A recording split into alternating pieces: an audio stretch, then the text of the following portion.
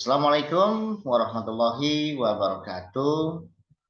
Sahabat EKG dimanapun Anda berada, kembali bersama saya Abu Najmah.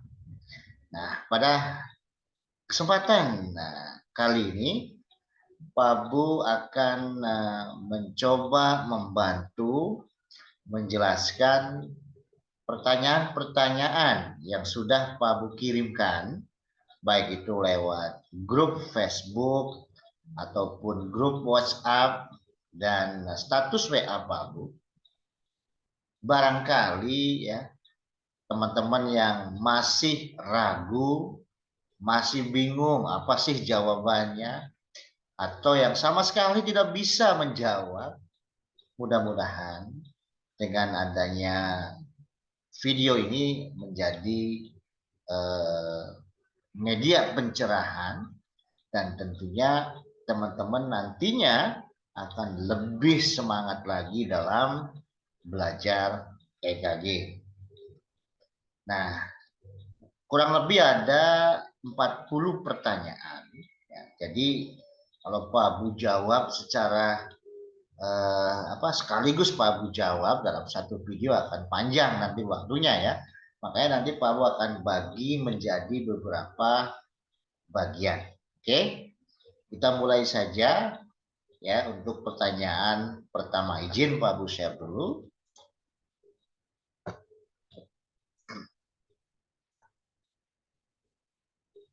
Ya, jadi teman-teman ya, pertanyaan pertama itu adalah apa yang salah pada rekaman EKG ini? Jelas nggak nih gambarnya teman-teman? Ya, kalau teman-teman sudah pernah belajar atau belajar EKG yang baik ya, ada tiga hal ya sebelum kita melakukan analisis secara detail. Salah satunya adalah tiga hal itu, tolong cek speed dan kalibrasinya. Nah, pada EKG ini speed perekaman EKG tidak ada di sini ya. Tidak tertulis 25 mm per detik atau per second. Walaupun yang kalibrasi kita bisa lihat dari sini ya. Sudah betul kalibrasinya. 10 mm per milivolt. Jadi poin pertanyaan ini adalah Pak Abu ingin menekankan atau mengingatkan kembali pada siapapun ketika menghadapi rekaman EKG 12 lead yang namanya pengecekan speed dan kalibrasi harus selalu dilakukan ya. Jadi yang paling fatal yang salah pada EKG ini adalah tidak ada tertulis yang namanya speed perekaman EKG. Harusnya kan ada di bawah biasanya ya, 25 mm per detik. Kemudian kalibrasinya 10 mm per milivolt. Tapi ini kalibrasi sudah diwakilkan oleh ini ya, teman-teman. Jadi nggak ada masalah. Ya, cuma itu. Itu pertanyaan yang pertama. Pertanyaan yang kedua, mengapa S-anode dijadikan sumber utama pacemaker jantung? Padahal kan ada sumber pacemaker yang lain seperti Avinode, seperti Furkin cell atau serabut Furkins ya, begitu. Kenapa kok S-anode? Nah, biasanya nih teman-teman, bukan biasanya sih ya, umumnya ya teman-teman kita ini kalau ditanya kenapa bukan Avinode, kenapa bukan yang dari ventricle misalkan, biasanya jawabnya karena S-anode paling cepat, impulsnya 60 sampai 100, ya enggak? Kalau yang Avinode 40 60. Kalau yang Furkin cell atau ventricle 20 40. Makanya S-anode dijadikan sumber utama pacemaker jantung ya, atau sumber utama normal pacemaker jantung. Tepat tidak Pak Bu? Jawabannya seperti itu. Ya, betul, tapi belum tepat ya. Kalau teman-teman pelajari lagi basic elektrofisiologi jantung ya, walaupun ketiganya merupakan sumber pacemaker alami ya, dan memiliki apa namanya kemampuan mengeluarkan impuls dasarnya, tapi ada beberapa perbedaan teman-teman ya. Di antaranya adalah resting membran potensialnya. Jadi yang S anode ini resting membran potensialnya itu yang paling rendah ya, paling sedikit, bukan paling rendah, paling sedikit negatifnya, yaitu negatif 60 dibandingkan dengan sumber pacemaker alami yang lain. Oke, makanya S anode lebih berkesempatan ya melakukan aktivitas listrik duluan dibandingkan dengan sumber pacemaker alami yang lainnya atau sumber sumber pacemaker yang selain S anode maksud Pak. Terus yang avinode bagaimana Pak Bu dengan yang Purkinje ya hanya sebagai menghantar saja. Tetap melakukan aktivitas listrik tetap, tapi tersupresi ya, tertekan gitu loh.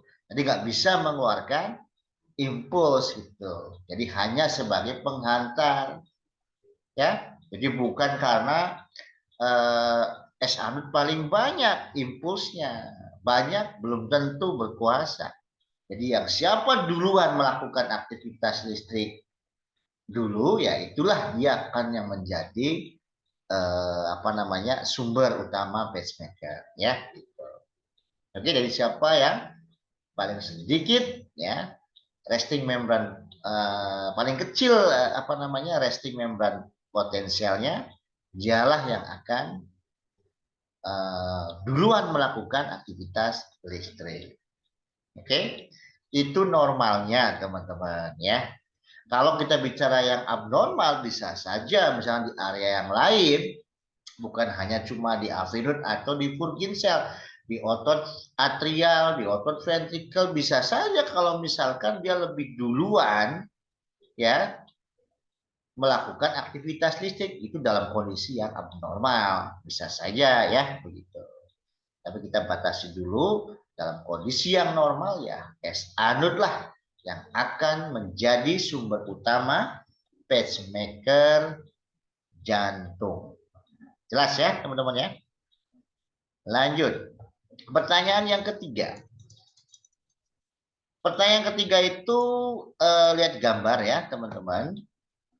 Nah, mengapa arah depolarisasi dan repolarisasi itu berlawanan? Ya, depolarisasi dimulai dari endokardium ke epikardium. Ya kan? Nah, nanti repolarisasinya dari epikardium ke endokardium. Jadi berlawanan. Jadi normalnya seperti itu pada jantung seutuhnya di ventrikel. Jelas teman-teman? Nah, pertanyaannya kenapa atau mengapa demikian? Nah, ini belum ada yang jawab nih ya. Satu pun belum ada yang jawab ya. Jadi gini teman-teman.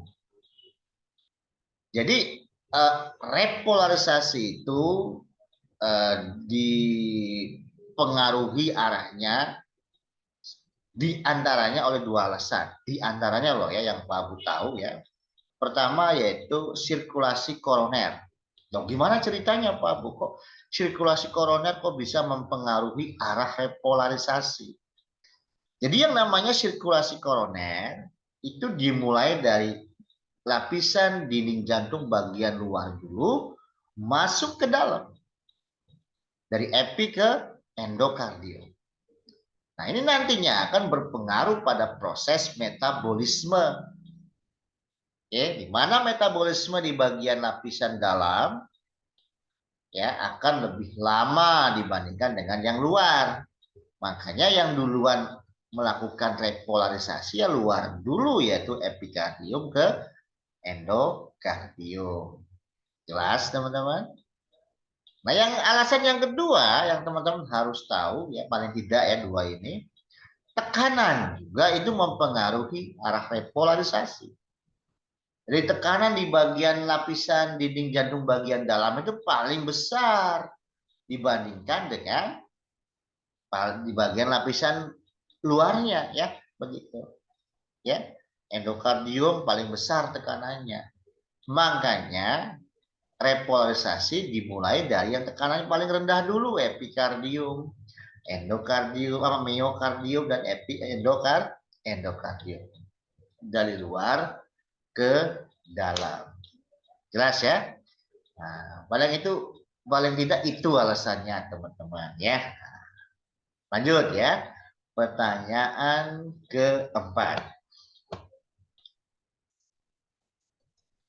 Apa ciri EKG atau apa ciri gambar EKG-nya untuk sumber pacemaker yang berasal dari A. SA node, B. AV node, Purkinje cell atau ventricle, dan atrial. Nah, ini walaupun sudah Pak Bu jelaskan berkali-kali ya, kadang-kadang namanya manusia lupa juga ya.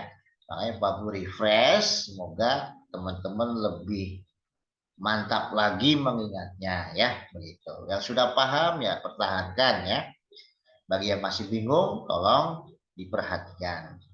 Jadi ciri-ciri sumber pacemaker dari SA node, nah, cukup kita lihat gelombang P-nya. Teman-teman nggak usah lihat kompleks QRS atau gelombang T-nya. Cukup lihat gelombang P-nya ya. Gelombang P-nya positif di lid 2, negatif di lid AVR. Udah itu aja teman-teman. Kalau kita bicara kompleks QRS bisa sempit, bisa lebar, ya, bisa normal, bisa tidak. Oke, tapi kalau yang ditanyakan apa ciri EKG yang berasal dari S anode sumber pacemakernya, ada gelombang P positif di lid 2 atau ada gelombang P terbalik di lid AVR. Ya, itu aja teman-teman. Jangan repot-repot, ya. Oke. Walaupun bukannya P diikuti oleh kompleks QRST. Berkali atau berjuta kali Pak Abu ingetin. Kalau P diikuti oleh kompleks QRST, itu sih salah satu dari ciri EKG normal. Ya, artinya impulsnya dari SA node menyebar ke atrium, ke AV node, ke Purkinje cell, tidak ada masalah. P diikuti oleh kompleks QRS T seperti itu. Tapi ini kan pertanyaannya, ciri EKG sumber pacemakernya dari S anode. Ya udah gitu aja, ada P positif di lid 2 atau gelombang P terbalik di lid AVR. Ya. P-nya ada berapa Pak Abu? Ya bisa satu, bisa dua, bisa lebih. Ya.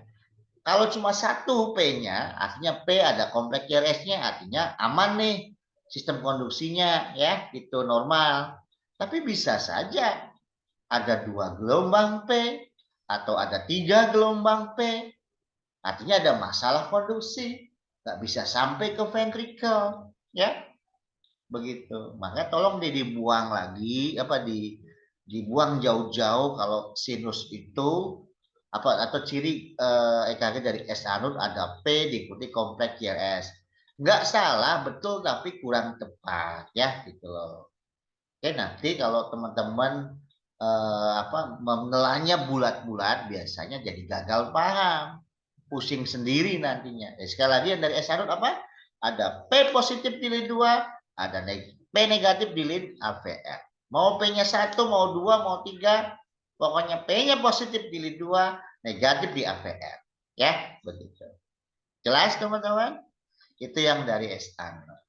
Kalau dari AV node apa saja Pak Bu? Kalau sumber pacemakernya dari AV node, cirinya adalah tidak ada gelombang P-nya. Ya. Nah, yang tidak ada gelombang P-nya ini kompleks QRS-nya sempit, teman-teman. Ya. Harus sempit kompleks QRS-nya. Kalau yang tidak ada gelombang P-nya. Tapi kalau yang ada gelombang P-nya, pertama lihat dulu lead mana yang dilihat. Kalau lihatnya di lead 2, P-nya terbalik sebelum, bisa juga sesudah kompleks QRS. Itu di lead 2, ya.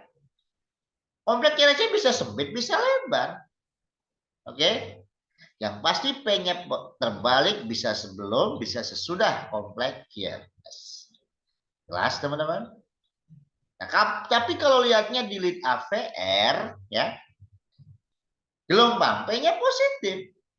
Bisa sebelum, bisa sesudah kompleks QRS. Kompleks QRS-nya bisa sempit, bisa lebar. Itu ciri-ciri EKG yang sumber pacemaker-nya berasal dari AV node. Nah, jelas ya? Oke. Tapi ingat nih teman-teman, ya, jangan sampai tertukar P terbalik yang berasal dari atrial bagian bawah, ya. Nah, kalau yang dari AV node itu P terbalik sebelum kompleks QRS itu nempel dengan kompleks QRS, itu yang dari AV node. Ya, kalau yang tidak nempel kemungkinan berasal dari atrial, tapi bagian bawah. Nanti Pak Bu jelasin yang dari atrial ya. Oke, yang ketiga, sumber pacemaker yang berasal dari ventricle atau Purkinje. Gampang kalau ini ya, tidak ada gelombang P, kompleks QRS-nya lebar. Udah gitu aja. Jelas? Nah, yang D. Kalau dari atrial apa, Pak Bu? Ada 3, teman-teman. Ingat-ingat nih, ada 3, ya. Yang pertama, bentuk gelombang P-nya atau morfologi gelombang P-nya beda dengan gelombang P yang berasal dari SA node. Misalkan yang dari atrial mereknya kucing, ya. Misalkan begitu. Atau si manis, ya kan? Yang dari atrial mereknya tikus. Ya. Kucing sama tikus kan beda, ya. Nah, lalu bagaimana membedakan kucing dengan tikus? Nah, untuk yang EKG-nya jelas mungkin nggak akan mudah sekali. Tapi kalau EKG-nya agak nggak jelas, P-nya hampir-hampir mirip ya, dibutuhkan sensitivitas teman-teman. Makanya Pak Bu selalu mengatakan kepada semua peserta yang belajar EKG di kelasnya Pak Bu, tolong lakukan mapping, jangan diabaikan. Biar teman-teman bisa ada feeling atau sensitivitas mana gelombang P yang SA node, mana yang dari atrial begitu. Ya, karena nggak selamanya di lapangan itu EKG-nya sama persis seperti yang teman-teman dapatkan di kelas, ya enggak? Nah, makanya please jangan pernah mengabaikan mapping, lakukan mapping. Ya, itu pertama itu ya. Gelombang P-nya memiliki bentuk atau morfologi yang beda dengan gelombang P yang dari SA node. Yang kedua, ada gelombang P-nya terbalik sebelum kompleks QRS, tapi masih ada garis isoelektriknya. Jelas sekali, ya. Nah, ini dari atrial bagian bawah. Awas ya, ketukar dengan dari AV node tadi. Jelas, teman-teman? Makanya Bapak kasih peringatan, awas tertukar dengan yang atrial bawah. Nah, kalau atrial bawah P-nya terbalik sebelum kompleks QRS, masih ada garis isoelektriknya. Kok bisa Pak Bu? Nah, Pak Bu nggak bisa jelaskan di sini, harus ikut di kelas ya. Nah, kalau yang udah ikutan, Masya Allah pasti ingat ya. Dan yang ketiga, ciri EKG dari atrial adalah gelombang P-nya mempunyai morfologi yang khas atau bentuknya khas. Khas seperti gigi gergaji, ya, khas seperti gigi gergaji dan atau yang biasa kita kenal dengan atrial flutter. Oke, ada lagi yang khas seperti fibril atau bergetar, tidak beraturan, atau yang biasa kita kenal dengan istilah atrial fibrilasi. Ya, jelas ya teman-teman ya. Oke, saya rasa untuk video pertama itu aja dulu ya. Nanti Pak Bu teruskan di video berikutnya ya. Pokoknya jangan sampai nggak disimak videonya. Kalau masih bingung ya boleh langsung tanyakan di kolom komentar atau boleh langsung japri ke WA Pak Bu ya. Tahu kan nomor teleponnya, nomor WA-nya ada kok di apa namanya di bawah ya. Begitu. Baik, saya akhiri. Assalamualaikum warahmatullahi wabarakatuh. Sampai ketemu di video berikutnya.